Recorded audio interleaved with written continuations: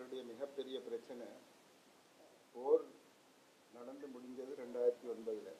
2018 வரைக்கும் இன்னமும் 1,50,000 குறையாத போர் வீரர்கள், படை வீரர்கள், இராணுவ வீரர்கள் வடகிழக்கு மாகாணங்களில் தடுத்து நிற்கின்றார்கள்.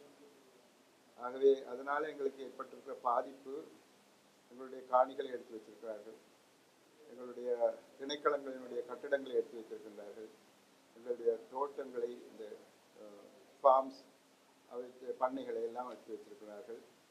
அதை விட மீன்பிடியில் காலாதி காலமாக ஈடுபட்டிருந்த நம்முடைய மக்களை மீன்பிடிக்க விடாது தெற்கிலிருந்து சிங்கள மக்களை கூட்டிக் கொண்டு வந்து அவர்களுக்கு அந்த உரிமையை கொடுத்து, அதுவும் அவர்கள் சட்டத்துக்கு புறம்பான வழியிலே மீனை பிடிப்பதற்கு அனுமதியும் அளித்துள்ளார்கள். அவர்களுக்கு அனுமதி வழங்க எந்த விதமான உரித்தும் இல்லை. ஆனால் எங்களுடைய திணைக்களங்கள் அவர்கள் எல்லாரையும் பயப்படுத்தி அல்லது பயப்படுத்தி அவர்களை பேசப்படாமல் இப்ப ஏற்பட்ட நடவடிக்கைகள் நடந்து வருகின்றன. இலங்கை தமிழர்களிடமிருந்து கைப்பற்றப்பட்ட நிலங்களை மீட்டு தர நீங்க உலக நாடுகள் உதவியை கோரியிருக்கிறீர்களா? கட்டாயம். இவ்வளவோ காலமாக நாங்கள் அதை செய்ததன் காரணமாகத்தான் படிப்படியாக அவை திரும்ப தரப்பட்டு வருகின்றன. ஆனால் இந்த காணிகளில் 2 விதமான காணிகள் இருக்கின்றன. அரசாங்க காணி, பொதுமக்களுடைய காணி என்று. பொதுமக்களுடைய காணிகளைத்தான் அவர்கள் இப்பொழுது மெல்ல மெல்லமாக கொஞ்சம் கொஞ்சமாக கொடுத்து கொண்டு வருகின்றார்கள். இப்பொழுது ஒரு கிழமைக்கு முதல் ஒரு 3 நாட்களுக்கு முதல் ஒரு 500 ஏக்கர் கொடுத்திருக்கிறார்கள். ஆனால் இன்னும் எத்தனையோ ஏக்கர் கொடுக்க வேண்டி இருக்குது.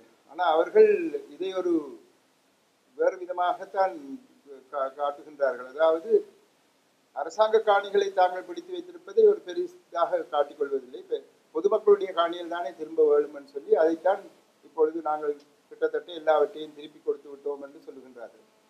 உண்மையில் அவர்கள் 65,000 ஏக்கர் காணி பொதுமக்களுடையதும் அரசாங்க காணிகளையும் அவர்கள் பிடித்து வைத்திருக்கின்றார்கள். அதிலே ஒரு 5,000-6,000 ஏக்கர் தான் இதுவரையிலே இந்த 4 வருஷத்திலேயும் எங்களுக்கு தரப்பட்டது. கிட்டத்தட்ட 5,000-5,500 ஏக்கர் காணி தான் பொதுமக்களுடைய காணி. அரசுடைய காணிகள் ஒன்றுமே திருப்பி தரவில்லை. ஏனென்றால் அவர்களுடைய பேச்சு என்னவென்றால் இது அரசுக்குரியது, ஆகவே நாங்கள் இருக்கலாம் என்று. எங்களுடைய பேச்சு, எங்களுடைய கூற்று என்னவென்றால் இது வட மாகாண மக்களுக்குரிய காணி. இலங்கை இந்திய உடன்படிக்கையின் கீழே மாகாணத்துக்கு சில உரிமைகள் கொடுக்கப்பட்டன. அந்த முறையிலே, அந்த வழியிலே இது மாகாண காணிகள் என்ற முறையிலே அவர்கள் திருப்ப மாகாணத்துக்கு அந்த காணிகளை திருப்பி கொடுக்க வேண்டும். அரசு காணி என்ற முறையிலே அவர்கள் தடுத்து நிற்க முடியாது என்பது எங்களுடைய வாதம். அதை அவர்கள் ஏற்றுக்கொள்வதாக தெரியவில்லை. இலங்கையிலிருந்து புலம்பெயர்ந்த தமிழர்கள் திரும்பவும் இலங்கை வருவதற்கான நடவடிக்கை நாங்கள் இருக்கிறோம். வடகிழக்கு பகுதிகளில் இருக்கக்கூடிய நீங்க குடியமர்த்த வேண்டிய அவசியம் எங்களுக்கு இருக்கின்றது. காரணம், எங்களுக்கு மக்கள் தொகை நன்றாக குறைந்து கொண்டு போகின்றது. தெற்கில் இருந்து சிங்கள மக்களை குடியமர்த்த அவர்கள் கொண்டு வருகின்றார்கள் சட்டத்துக்கு புறம்பான வழியிலே. ஆகவே எங்களுடைய மக்களை திரும்ப அழைப்பது எங்களுக்கு மிகவும் அத்தியாவசியமாக இருக்கின்றது. அவர்களோடு நான் 4 வருடங்களுக்கு முன்னர் வந்தபோது சிலரோடு பேச ஒரு வாய்ப்பு கிடைத்தது. அவர்களிடம் கேட்டேன், உங்களுக்கு திரும்பி வருவதில் என்ன பிரச்சனை என்று. எங்களுக்கு திரும்பவும் வருவதற்கு ஆசையாகத்தான் இருக்கின்றது.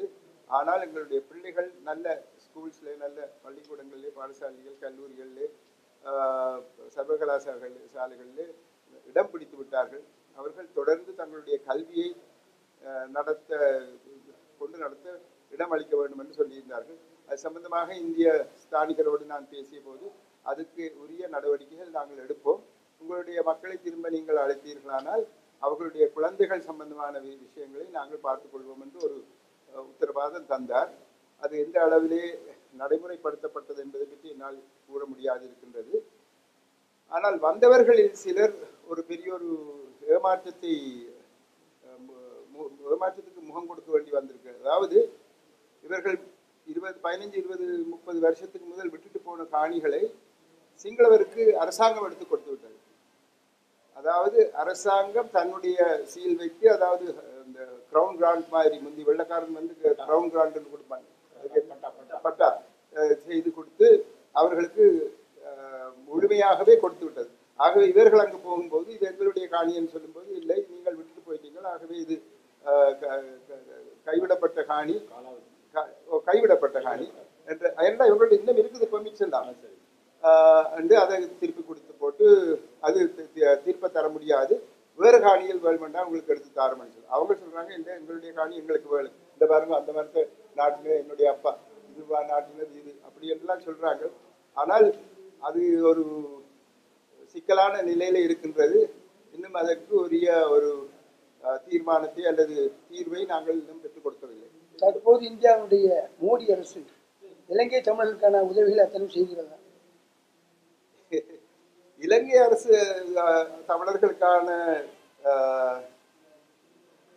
அதாவது அவர்கள் இலங்கை அரசில், அதாவது இலங்கை அரசுக்கா இலங்கை தமிழர்களுக்கு இலங்கை தமிழர்களுக்கு என்று புதிதாக எதுவுமே இந்திய அரசாங்கம் தரப்போவதில்லை. ஆனால் நாங்கள் இந்திய உயர்ஸ்தானிகரிடம் சில கோரிக்கைகளை விடுத்திருந்தோம். அந்த கோரிக்கைகளில் ஒரு முக்கியமான கோரிக்கை தற்போது ஒரு மாதத்துக்கு முதல் அவர்கள் ஏற்றுக்கொண்டுள்ளார்கள். அதாவது காங்கேசன் துறை, அந்த துறைமுகத்தை நவீனமயப்படுத்தி அந்த இந்தியாவில் இருந்து இங்கு பொருட்களை ஏற்றி வர்ற கப்பல்கள் எல்லாம் வந்து சேர்வதற்கும் போவதற்கும் அதை செய்து தருவதாக கூறியிருக்கிறார்கள். அதை விட நான் கோரியிருப்பது வந்து எங்களுடைய பலாலி விமான தளத்தை பிற நாடுகளுக்கு அங்கிருந்து விமானங்கள் செல்லும் வழியிலே விதமாக அதை தயார்படுத்தி கொடுக்க வேண்டும் என்று, வேறு இன்னும் 4-5 விடயங்கள் அவர்களிடம் கேட்டிருக்கின்றோம். அதுவே பரிசீலனையில் உள்ளது. அவை தமிழருக்கு கொடுக்கப்பட்டதா என்றால் கோரிக்கைகள் விடப்பட்டிருக்கின்றன, அவை பரிசீலனையில் இருக்கின்றன. ஒரு சிலவற்றை அவர்கள் தந்திருக்கின்றனர். கடைசியாக ஒரே ஒரு கேள்வி, அது தமிழக மீனவர்களுக்கும் சிங்கள படையினருக்கும் அடிக்கடி தாவாக்கள் ஏற்பட்டு தமிழக மீனவர்கள் தாக்கப்பட்டு சிறைப்படுத்தப்பட்டு அவர்களுடைய படகுகளும் சேதப்படுத்தப்படுகிறது. இதற்கு நிரந்தர தீர்வு காண தங்களுடைய முயற்சி? நான் வந்து இது சம்பந்தமாக சுமார் 3 வருடங்களுக்கு முன்னர் டெல்லியில் இருந்து வந்த ஒரு தமிழ் அம்மா தான், அவர் ஒரு டெபுட்டி செக்ரட்டரியோ யாரோ ஒரு பேரெல்லாம் மறந்துட்டு, அவரும் இதை பற்றி கேட்ட போது நான் கூறுவேன், இது சம்பந்தமான உரிமைகள் எங்களுக்கு இல்லை. அதாவது மாகாணத்துக்கு உள்ளதான் எங்களுக்கு உரிமைகள் இருக்குது, கடல் பிராந்தியம் மத்திய அரசாங்கத்துக்கு உரியது. ஆகவே இது சம்பந்தமான விடயங்களை நாங்கள் எடுத்துக்கொண்டாலும் மத்திய அரசாங்கம் கேட்கக்கூடும், உங்களுக்கு இல்லாத உரிமை சம்பந்தமாக நீங்கள் ஏன் பேசுகிறீர்கள் கேட்கக்கூடும். அப்படி இருந்தும் நான் அவர் கேட்ட கேள்விக்கு, நீங்கள் கேட்ட கேள்வி தான் அவர் கேட்டார். என்னுடைய பதில் வந்து 1970ஆம் ஆண்டுகளில் இருந்த அந்த இழுவை படகுகள் வர தொடங்கின. இழுவை படகுகள் வர தொடங்கியதன் பிற்பாடு இந்திய மண்ணில, அதாவது தென்னிந்தியாவினுடைய கரையோர பகுதியில் பார்த்தீர்களானால் சகலதுமே இந்த இழுவை படகுகளால் அது சூன்ய பிரதேசமாக ஆக்கப்பட்டு, அதாவது கடலுக்கு கீழே எதுவுமே இல்லாத வழி. இப்போ அது எங்களுடைய பகுதியிலும் நடைபெறுகின்றது. இந்த இழுவை படகுகள் இந்தியாவிலும் இருந்து வருகின்றது. எங்களுடைய யாழ்ப்பாணத்தை சேர்ந்தவர்களும் அதை பாவிக்கின்றார்கள், தெற்கிலிருந்து வருபவர்களும் இதில் பாவிக்கின்றார்கள். இழுவை படகுகளை இங்கு பாவிக்க விடாமல் அவற்றை அரேபியன் கடலுக்கு அல்லது வங்காள விரிகுடாவுக்கு அனுப்ப நடவடிக்கைகள் எடுத்தோமானால் 100 ஆண்டு காலத்துக்கு மேலாக 2 தரப்பு மீனவர்களும் எந்த விதத்திலே அவர்கள் மீன்பிடித்து கொண்டு வந்தார்களோ அதே மாதிரி செய்து கொண்டு போகலாம் தொடர்ந்து. இந்த நவீன முறை வந்ததில் நான் பிள்ளை என்று சொல்லல, ஆனால் நவீன முறையால் என்ன நடக்குது என்றால் அப்படியே அதை எடுத்து கொண்டு வந்து அரிச்சு கொண்டு சின்ன மீன், பெரிய மீன், கடல், அந்த கடலோடு இருக்கிற அத்தனை வளங்களும் அதோடு வீணா போகுது, அழித்து போகுது. ஆகவே அது அப்படி அழியாமல் இருக்க வேண்டும் என்றால் இந்த இழுவை படகுகளை இந்த இடங்களுக்கு அனுப்பணும். அதுக்கு பிறகுதான் இப்பொழுது அண்மையிலே தென்னிந்திய அரசாங்கங்கள், அதாவது தமிழ்நாடு அரசாங்கம் இவர்களுக்கு ஊக்குவிப்புகள் கொடுத்து அந்த பழைய படகுகளை மாற்றி இந்த ஆழ்கடலுக்கு கொண்டு போவதற்கு என்னென்ன செய்ய முடியுமோ அவற்றையெல்லாம் செய்து கொண்டு வருகின்றார்கள். ஆகவே அது நடந்து முடிந்தால் இந்த இந்த பிரச்சனை ஒரு அளவுக்கு தீரக்கூடும் என்று நம்பிக்கை. ஏனென்றால் ஒன்று நீங்கள் நினைவில் வைத்திருக்க வேண்டும், எங்களுடைய மீனவர்களும் உங்களுடைய மீனவர்களும் பல விதத்திலும் நெருங்கிய தொடர்பு உறவுகள் இருக்கின்றன. இங்கே இருக்கின்றவர்களுடைய தங்கையார் அங்கு திருமணம் செய்திருப்பார், அப்படியெல்லாம் இருக்கு. ஆகவே அவர் காலாதி காலமாக இந்த வேலையை சரியாக செய்து கொண்டு வந்தார்கள் தங்களுக்கு. இது இந்த பெரிய இழுவைப்படகுகள் வந்ததன் பிற்பாடுதான் இந்த பிரச்சனைகள் ஏற்பட்டிருந்தது. ஆகவே இழுவைப்படகுகள் சம்பந்தமான பிரச்சனையை தீர்த்தோமானால் இவர்களுடைய பிரச்சனைகள் முடிவுக்கு வரும். அதே நேரத்தில் இந்த இந்திய மீனவர்களை எங்களுடைய கடற்படை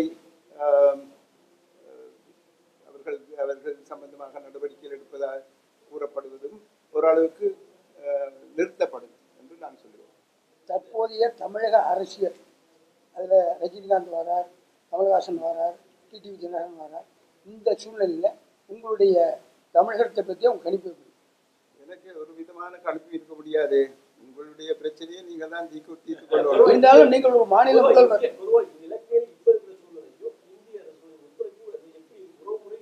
அதை நான் புதிய சொல்லியிருக்கேன். இப்போ குற்றாலத்தில் கேட்ட கேள்விக்கும் அதே பதில் சொல்லியிருக்கேன். அதாவது இந்திய இலங்கை உறவு முறை நன்றாகத்தான் இருக்கின்றது என்றாலும் ஒரு அளவுக்கு சில சந்தேகங்களும் பிரச்சனைகளும் ஏற்பட்டுள்ள காரணத்தினால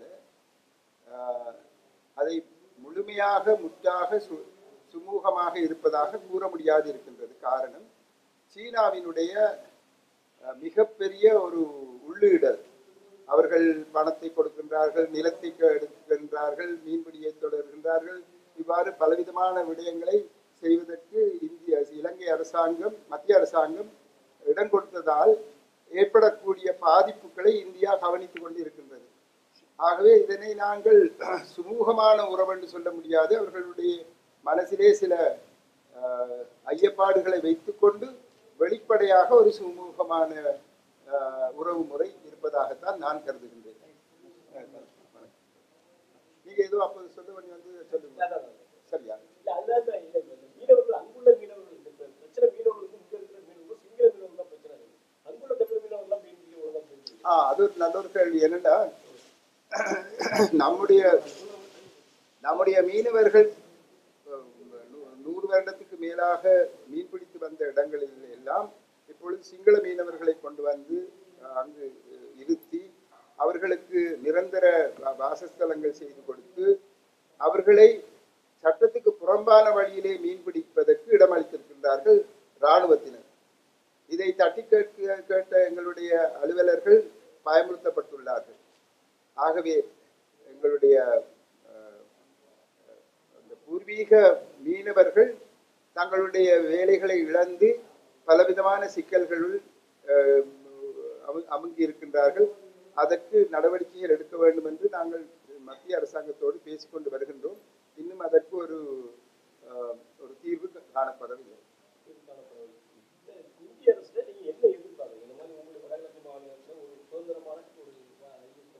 இந்திய அரசாங்கத்துக்கும் எங்களுக்கும் இடையிலே 1987ஆம் ஆண்டு ஒரு உடன்படிக்கை எழுதப்பட்டது. அந்த உடன்படிக்கையின் நிமித்தம்தான் நான் இன்று உங்களுக்கு முன்னிலையிலே ஒரு சீஃப் மினிஸ்டராக, முதலமைச்சராக இருக்கின்றேன். ஏனென்றால் அந்த உடன்படிக்கை இல்லை என்றால் மாகாண சபைகள் இல்லை, மாகாண சபைகள் இல்லை என்றால் நான் இல்லை. எனவே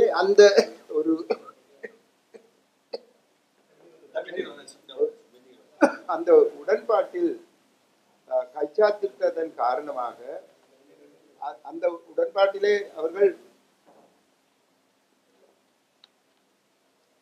வடமாகாணம் பற்றி மட்டுமல்ல, இந்தியாவினுடைய பாதுகாப்பு, இலங்கையினுடைய பாதுகாப்பு சம்பந்தமாக பல விடயங்களிலும் அந்த உடன்பாடு நிறைவேற்றப்பட்டது. ஆகவே அவர்கள் அந்த உடன்பாட்டில் கைச்சாத்திட்டதன் காரணமாக அதற்கு என்ன நடந்தது, எவ்வாறு அது நடைபெற்று கொண்டிருக்கின்றது, மாகாண சபைகளினுடைய குறை நிறைகள் என்ன என்பதை இந்தியா கண்டறிவதில் ஒரு பிழையும் இல்லை என்று நான் கருதுகின்றேன். ஒரு பிழை இல்லைன்னு சொல்றேன். அவர்கள் அதாவது கூடிய ஒரு ஈடுபாடு காட்ட வேண்டிய ஒரு அவசியம் இருக்கின்றது. அவர்களுக்கு அதுக்கு அந்த உரித்தும் இருக்கின்றது. ஆகவே 1987ஆம் ஆண்டில் கைச்சாத்திடப்பட்டு கொண்டு வரப்பட்ட மாகாண சபைகள் எவ்வாறு இயங்குகின்றன, அந்த மாகாண சபைகள் தமிழ் மக்களுக்கு முக்கியமாக தமிழ் மக்களுக்கு கொடுப்பதாக கூறிய அந்த உரிமைகள் கொடுக்கப்பட்டனவா, என்னென்ன கொடுக்கப்படவில்லை, அதனுடைய குறை நிறைகள் என்ன என்று பலதையும் அலசி ஆராய வேண்டிய அவசியம் இந்திய அரசாங்கத்திற்கு இருக்கின்றது.